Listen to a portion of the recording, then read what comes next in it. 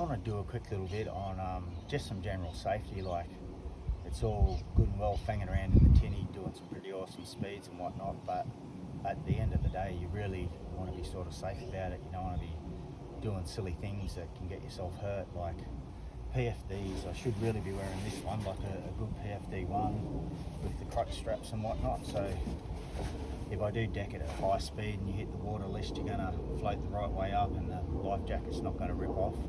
And also number 2 is the kill switch. I like to keep my lanyard like nice and short, so if something does happen, it doesn't take long before, you know, it disconnects. So yeah, like a lot of guys might clip them to their waist and that, but if you've got a fairly long lanyard, you could be like 1.5 meters out of the boat before the motor actually kicks off. So yeah, I personally like to keep a shorter lanyard.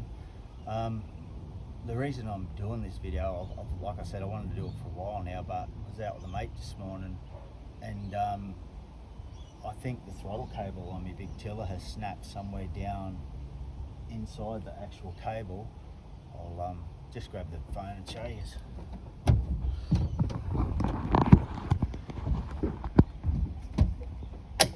Like, yeah, somewhere in there the throttle's not going forward or backwards. So yeah, obviously it's snapped, but I just jumped down.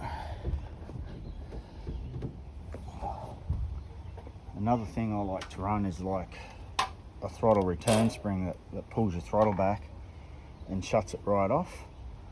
So yeah, like had I not had this spring this morning, if that snapped like when it was at full throttle, I'd be stuck going full throttle, because you've really only got these little springs in here, and if that cable's all bound up, it's not going to have the force to pull it back.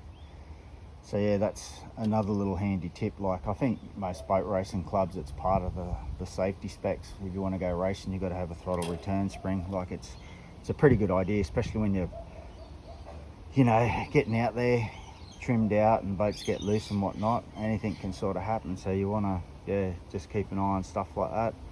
And also just generally checking over your motor, like putting a spanner on your gearbox bolts, like, you know, your motor mount bolts.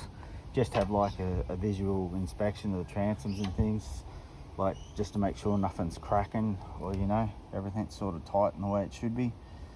But yeah, so that's what just thought I'd share that. Like, yeah, like a good PFD on all the time, kill switch on all the time, and yeah, maybe something to think about. It's like a throttle return spring, just yeah, pull the throttle back if something does happen. But yeah, just thought I'd share that anyhow.